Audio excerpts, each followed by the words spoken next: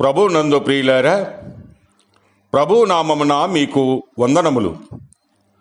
ఈరోజు దేవుని యొక్క వాక్య ధ్యానము సామెతల గ్రంథము 21వ అధ్యాయము 17వ వచనము. సుఖభోగముల యందు వాంచగలవానికి లేమి కలుగును, ద్రాక్షారసమును నూనెయు వాంఛించువానికి ఐశ్వర్యము కలగదు.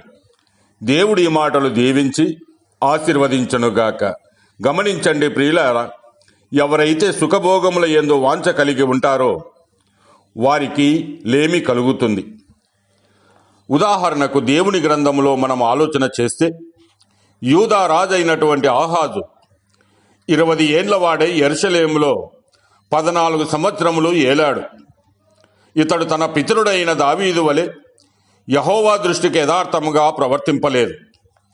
దేవుని మందిరపు ఉపకరణములను ఆర్పివేసి దేవునికి ధూపము వేయక, దహన బలులు అర్పింపక, అన్య దేవతలకు ధూపం వేయుటకై బలిపీఠములను కట్టించి తన పితరుల దేవుడైన యెహోవాకు కోపము పుట్టించను.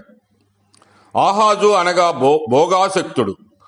తినుచు త్రాగుచు సుఖభోగములను అనుభవించుచు దేవుణ్ణి మరిచి శాపగ్రస్తుడై తక్కువ కాలమే జీవించి చనిపోయాడు. ఈనాడు కూడా అనేకులు ఈ సుఖభోగాలకు అలవాటు పడి దుర్వ్యసనాలకు లోనై ఆస్తిని పోగొట్టుకొని దరిద్రులైన వారు ఎందరో కలరు. దేవుని గ్రంథంలో తప్పిపోయిన కుమారుడు తన ఆస్తిని అంతా పోగొట్టుకొని చివరికి పందులు తినే పొట్టు కూడా దొరకని దుస్థితికి దిగజారిపోయాడు. తిండిపోతులు త్రాగుబోతులు దరిద్రులగుదురని దేవుని గ్రంథము సెలవిస్తూ ఉన్నది. ఈ లోక భోగాలు అల్పకాలపు పాప భోగాలే. ధనవంతుడొకడు తినుచు త్రాగుచు సుఖించాలని చెప్పి ఆ రాత్రే తన ప్రాణాన్ని పోగొట్టుకున్నాడు. పాపపు భోగపు ఫలము మరణమే, అనగా నరకమే. ఇట్టి పాపుల రక్షణ కొరకు పరలోక వైభవం విడిచి దరిద్రులుగా జన్మించి సిలువలో మరణించి తిరిగి లేచినవాడు రక్షకుడైన ప్రభు అయిన యేసుక్రీస్తు.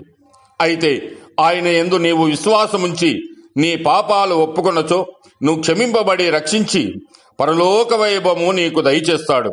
నేడే నమ్మండి. దేవుడు మిమ్మల్ని దీవించి ఆశీర్వదించునుగాక.